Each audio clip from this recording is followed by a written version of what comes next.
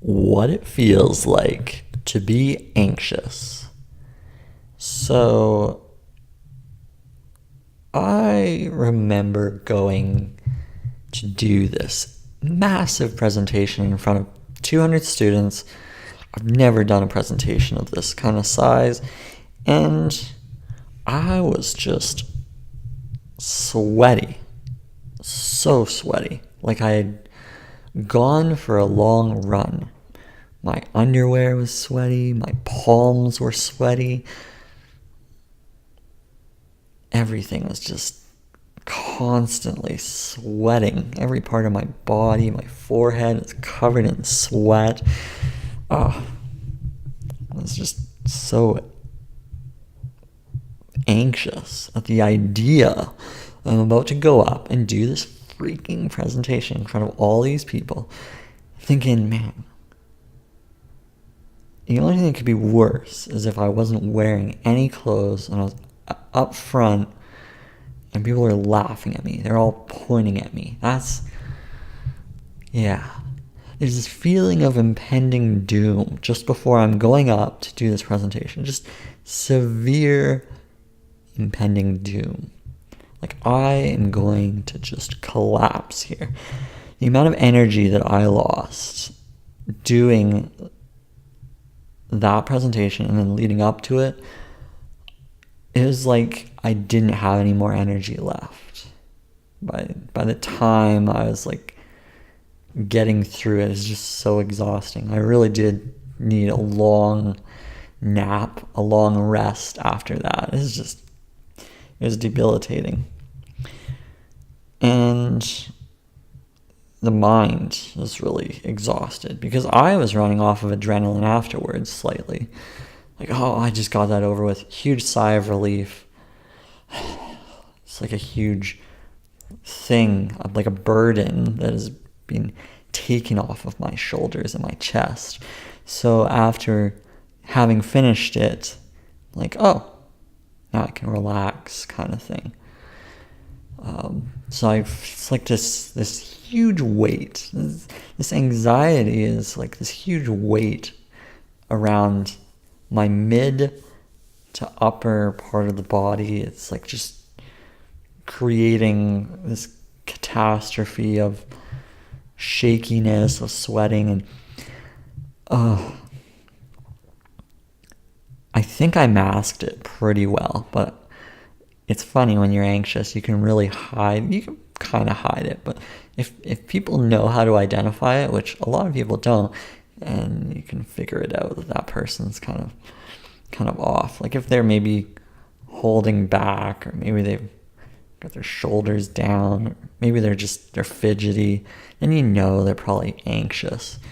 A lot of people maybe are so anxious themselves that they don't even pay attention to how other people feel, but there's a significant weight and feeling of doom when you got this anxiety. And over the years, I would say my anxiety's really improved, but like improved as in reduced when I've gotten into different situations. I think you just get more comfortable with life and you get more comfortable with who you are, so then you don't have as much of a feeling of anxiety. But there's still things like, I don't know, approaching other people where it's like approach anxiety, social anxiety, all that kind of stuff. And I'm like, I don't really want to do that. I'm going to stick with my little bubble here, not get involved with feeling extremely anxious. So, yeah, there's a weight. There's this uncertainty maybe of the situation. It's like you're just feeling like you can't really move. You got this boulder that you're carrying. And that's really how it feels. And even today, as I'm looking at my life and contemplating what the next steps are, every single day there's this feeling of doom, knowing that I don't know what's going to happen tomorrow. I don't know what's going to happen the next day. Like there's this look towards the future and you're thinking, shit, what's going to happen? That's really what's going on for me now, is this anxiety around uncertainty. As like an entrepreneur, as an author, you run through this kind of feeling and you're like, shit, not today. But it comes up. Now what's happened is, by exercising, like I find that a run does wonders for me. Like if I run, it like makes me feel much more comfortable with whatever is going on in life. So I find that helps. I do swimming as well. Like I do a lot of swimming. I don't find that helps with anxiety so much. I'll still feel kind of tense later on throughout the day, but a run really just, it's a nice shot of relaxation after a run, because you're putting your body through maybe this kind of stress to flush out all the crap that you're going through mentally, the physical stuff, and it really helps. I usually do outdoors because that helps as well. It's just the air, getting the oxygen flowing, the breathing. I find that we're not breathing enough. A lot of people who are anxious, I personally don't breathe a lot, so I'm speaking from experience, that probably has an effect on anxiety, because when I sit back and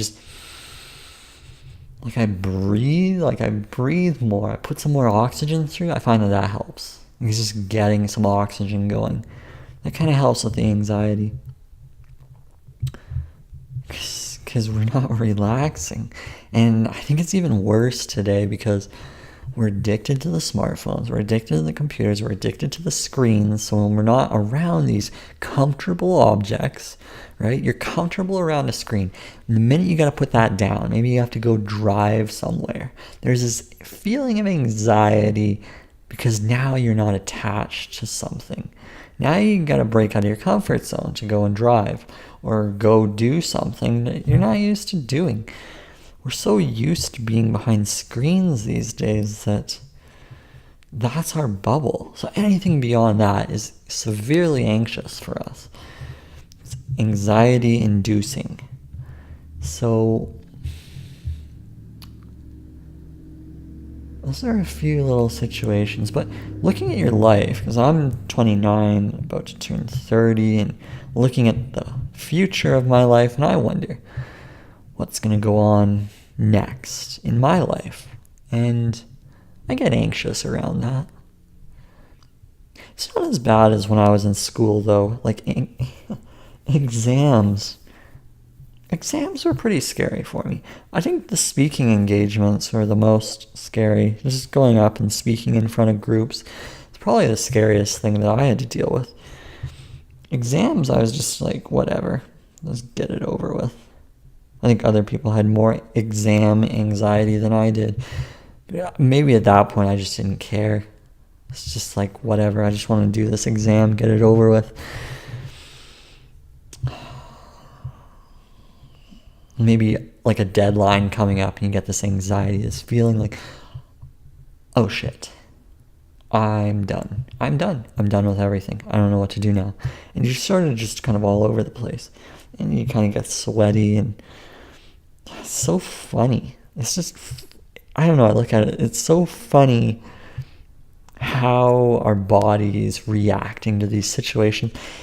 And if you take a step back and look at how trivial all this stuff is, you're going to go through all this stuff that's anxiety inducing. It's terrifying. You're going to look back and be like, is that really that bad?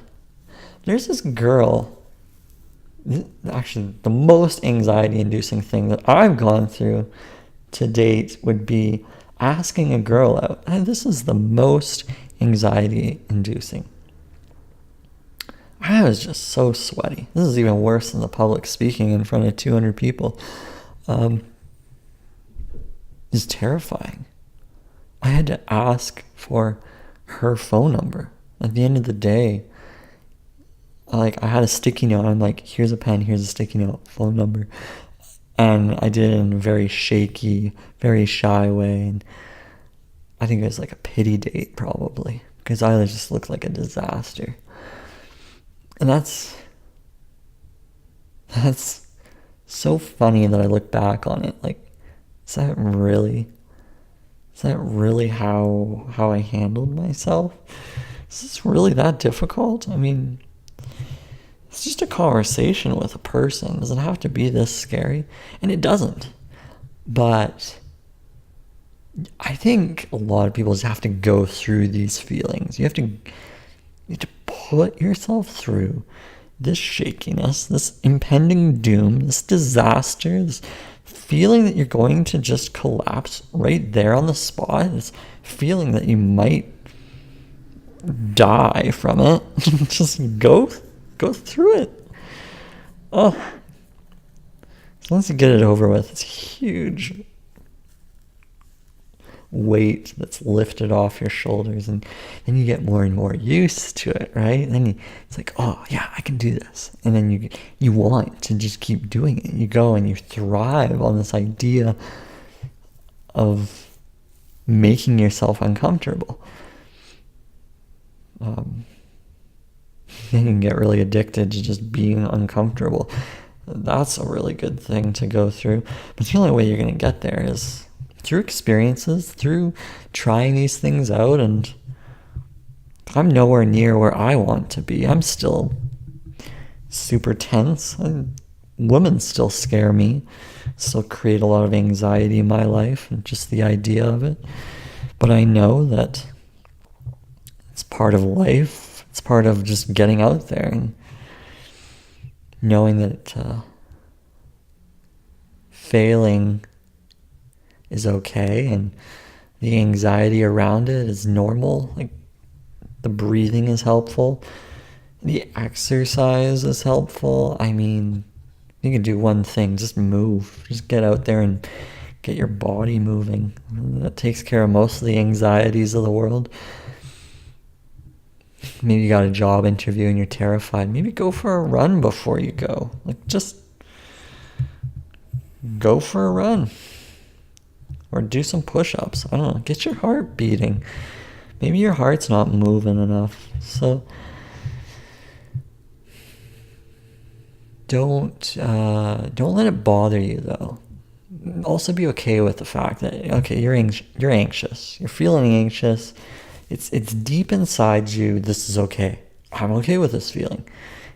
Get used to that. Get used to this feeling. And then you'll be unstoppable. You're like, hey, I'm so anxious right now. I'm crapping my pants. I need a new pair of underwear. I don't want to shake anyone's hand because it's covered in water. Get used to that, get used to this. And I don't know, do some self-deprecation, because it's all really funny when you look back on it. It all really is funny how anxious we all can be.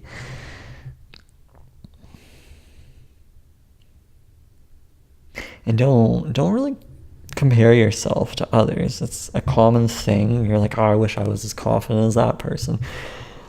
Look, they weren't always confident. They started where you are now. And they decided, you know what, I'm going to be super uncomfortable today. And they just went for it. So, yeah. Heavy weight, you feel you can't do anything, impending doom, all that kind of stuff. That comes up for so many people, and it's okay. It's okay. Okay, that's all I've got for anxiety. And the feeling is okay. So, till next time, toodles.